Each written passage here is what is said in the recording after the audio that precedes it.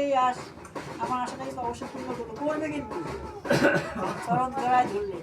তখন প্রভু বলছেন, হরিদাস তুমি আমার পক্ষে এসো। ভগবান ভক্তাধীন ভগবান মোমের কথা বলতে লাগলেন, হরিদাস তুমি আমার সঙ্গে এসো, আমার পক্ষে এসো, আমি তোমার হিয়ায় ধরে আমার হিয়াকে স্থল করি। বলছে না যে ভক্তি হৃদয়ে ভগবান স্বতন্ত্র বিশ্রাম।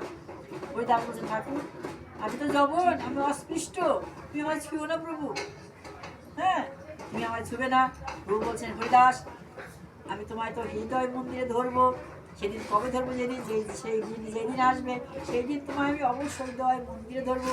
আজ তুমি আমায় দিলে না তো? ভগবান করলেন কি, হরিদাসের দৃষ্টি আলিঙ্গন। এই আমাদের আলিঙ্গন হয় না, প্রথম কিন্তু দৃষ্টি আলিঙ্গন, জানেন? জড়াজড়ি করলে কিন্তু আলিঙ্গন হয় না। দৃষ্টি আলিঙ্গন করতে হয় ভক্তের সঙ্গে, ভক্তাধীন ভগবান। হ্যাঁ, কেন? এখানে ত্রিদলের মাঝে আছে রাধাকুণ্ডের যুগল বিগ্রহ, তাই নয়নে আলিঙ্গন দিতে হয়। তাই ভগবান করলেন কি, আজকে হরিদাসের সঙ্গে নয়নে আলিঙ্গন করলেন। আলিঙ্গন করে ভগবান তাকে তাকে আশীর্বাদ করে চলে গেলেন। পরদিনে প্রভু দেখি সব ভক্ত লইয়া, ওই দিন আর একা নাই, পরদিনে প্রভু দেখি সব ভক্ত লইয়া হরিদাসের দেখি তাইলে বিলম্বতে, যে দেরি ছুটছে না, 108 জন বৈষ্ণবের সঙ্গে নিয়ে আসছে। বুঝতে পারেন, আজকাল ভগবান একা আসেন নাই, সব ভক্ত লইয়া হরিদাসের আগে আসি দিল দর্শন। হরিদাস মন দিল প্রভু আর বৈষ্ণবের চরণ।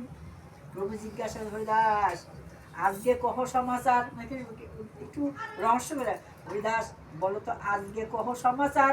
হরিদাস কহে, প্রভু যে কৃপা তোমার। যেমন বক্তা তেমন হলো শ্রোতা। হ্যাঁ, বলছি কি ব্যাপার? কেন 108 জন বৈষ্ণব, কুলীন ব্রাহ্মণ, পরম বৈষ্ণব